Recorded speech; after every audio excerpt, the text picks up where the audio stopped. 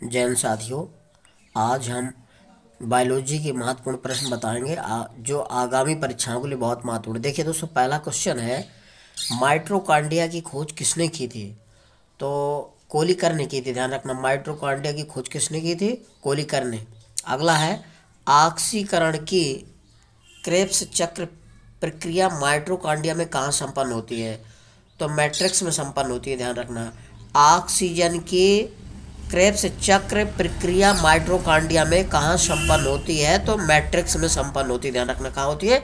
Matrix में संपन्न होती है। अगला है, ऑक्सीकरण की इलेक्ट्रॉन अभिगमन तंत्र एवं फास्फोलीकरण की प्रक्रिया माइटोकॉन्ड्रिया के किस भाग में संपन्न होती है? तो ये होती है दोस्तों ऑक्सीसोम या F1 कण में। ध्यान रखना, कहाँ होती है? ऑक्सीसोम या F1 कण में। ठीक है। अगला है, ऊर्जा के साथ साथ पदार्थों के पूर्ण ऑक्सीकरण के फलस्वरूप क्या बनते हैं? तो कार्बन डाइऑक्साइड और जल बनते हैं। ध्यान रखना, CO2 और H2O, जल। कार्बन डाइऑक्साइड और जल बनता है। ध्यान रखना, ऊर्जा के साथ साथ पदार्थों के पूर्ण ऑक्सीकरण के फलस्वरूप क्या बनता है? कार्बन डाइऑक्साइड और जल बनता है। ठीक है दोस्तों। अगला है, कोशिका के किन कोशिकांगों में DNA पाए जाते हैं? तो दोस्तों माइटोकॉन्ड्रिया और क्लोरोफिल एवं सेंट्रोसोम में पाए जाते हैं DNA। ध्यान रखना, माइटोकॉन्ड्रिया, क्लोरोफिल एवं सेंट्रोसोम में क्या पाए जाते हैं? DNA पाए जाते हैं। ध्यान रखना, कोशिका के किन कोशिकांगों में DNA पाए जाते हैं? तो माइटोकॉन्ड्रिया में पाए जाते हैं DNA, और क्लोरोफिल में पाए जाते हैं, और सेंट्रोसोम में पाए जाते हैं। ठीक है। अगला है, कोशिका का कंकाल तंत्र उपमा किसे प्राप्त है? कोशिका का कंकाल तंत्र उपमा के नाम से किसको जाना, यानी कि उपमा दी गई है कंकाल तंत्र को? तो अंतः प्राद्रवी जालिका को कहा जाता है। ध्यान रखना, कोशिका का कंकाल तंत्र उपमा किसे कहा जाता है? तो अंतः प्राद्रवी जालिका को कहा जाता है। ध्यान रखिए। अगला है, किसे कोशिका यानी किस कोशिका को बायोप्लास्ट की संज्ञा दी जाती है? तो माइटोकॉन्ड्रिया को। ध्यान रखना, कोशिकांग की बायोप्लास्ट की संज्ञा दी गई है। किसको? माइटोकॉन्ड्रिया को। ठीक है दोस्तों। अगला है, कोशिका में सबसे बड़ा कोशिकांग कौन सा है? तो गाल्जिकाय सबसे बड़ा कोशिकांग होता है। ध्यान रखना, कोशिका में सबसे बड़ा कोशिकांग कौन सा होता है? गाल्जिकाय। कौन होता है? गाल्जिकाय। अगला है, ATP का निर्माण कहाँ होता है? तो माइटोकॉन्ड्रिया। ATP का निर्माण कहाँ होता है? माइटोकॉन्ड्रिया में। याद रखिएगा, कोश ATP का निर्माण कहाँ होता है? माइटोकॉन्ड्रिया में। ठीक है दोस्तों। अगला है, ट्रैफिक पुलिस की संज्ञा किसे दी गई है? तो गाल्जिकाय को ट्रैफिक पुलिस भी कहा जाता है। ध्यान रखना। और लाइसोसोम को आत्महत्या की थैली कहा जाता है। ट्रैफिक पुलिस की किसको कहा जाता है? तो गाल्जिकाय को ट्रैफिक पुलिस कहा जाता है। गाल्जिकाय को क्या कहा जाता है? Traffic police. ध्यान रखना हमेशा। अगला है, ऑक्सीजन F1 कण कहाँ पाया जाता है? तो माइटोकॉन्ड्रिया में पाया जाता है। ध्यान रखना, ऑक्सीजन इसको F1 कण बोला जाता है। कहाँ पाया जाता है? माइटोकॉन्ड्रिया में पाया जाता है। तो सॉरी, ऑक्सीजन नहीं, ऑक्सीसोम F1 कण कहाँ पाया जाता है? माइटोकॉन्ड्रिया में। ऑक्सीसोम F1 कण कहाँ पाया जाता है? माइटोकॉन्ड्रिया में। ठीक है दोस्तों, गलती से हो गया था ये। ठीक है दोस्तों, माइटोकॉन्ड्रिया में पाया जाता है कौन सा? ऑक्सीसोम। इसी को F1 कण कहा जाता है। ठीक है। अगला है, माइटोकॉन्ड्रिया नहीं पाया जाता तो नील हरे शैवाल में माइटोकॉन्ड्रिया पाया जाता है। ध्यान रखना, जो नीले हरे शैवाल होते हैं उसमें माइटोकॉन्ड्रिया नहीं पाया जाता। तो माइटोकॉन्ड्रिया कहाँ नहीं पाया जाता? नीले हरे शैवालों में नहीं पाया जाता। ठीक है दोस्तों।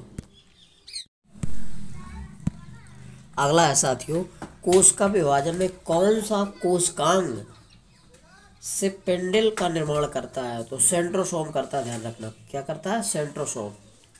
अगला है, पुरानी रक्त कोशिकाएं नष्ट हो जाती हैं लाइसोसोम के कारण नष्ट हो जाती है। ध्यान रखना, पुरानी जो रक्त कोशिकाएं होती हैं वो नष्ट हो जाती है। किसके कारण? लाइसोसोम के कारण नष्ट हो जाती हैं। पुरानी रक्त कोशिकाएं नष्ट होती हैं हमेशा लाइसोसोम के कारण। ध्यान रखिएगा। अगला है, कौन सा कोशिकांग नष्ट होकर कैंसर के निर्माण में मदद करता है? तो लाइसोसोम। कौन सा कोशिकांग नष्ट होकर कैंसर के निर्माण में मदद करता है? तो दोस्तों पूछा जाता है कि कैंसर के निर्माण में कौन कोशिकांग मदद करता है, सहायता करता है? तो लाइसोसोम। ध्यान रखना, लाइसोसोम कोशिकांग नष्ट होकर कैंसर के निर्माण में मदद करता है। ठीक है। अगला है लाइसोसोम मुख्यतः किस प्रकार की कोशिकाओं में पाए जाते हैं? तो ये मुख्यतः एंजाइम अपक्रिया करने वाली जंतु कोशिकाओं में पाए जाते हैं। ध्यान रखना, लाइसोसोम किस किस प्रकार की कोशिकाओं में पाए जाते हैं? तो एंजाइम अपक्रिया करने वाली जंतु कोशिकाओं में पाए जाते हैं। ठीक है दोस्तों। अगला है कोशिकांग के किस कोशिकांग को आत्महत्या की थैली संज्ञा से अपकृत किया जाता है? यानी कि किस कोशिका को आत्महत्या की थैली कहा जाता है?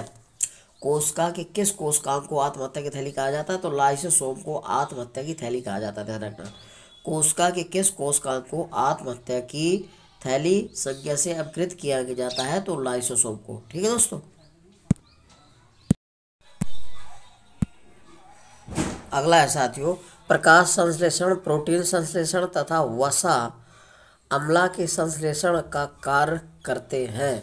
तो क्लोरोप्लास्ट करता है। ध्यान रखना, प्रकाश संश्लेषण, प्रोटीन संश्लेषण तथा वसा अम्ला के संश्लेषण का कार्य करते हैं कौन?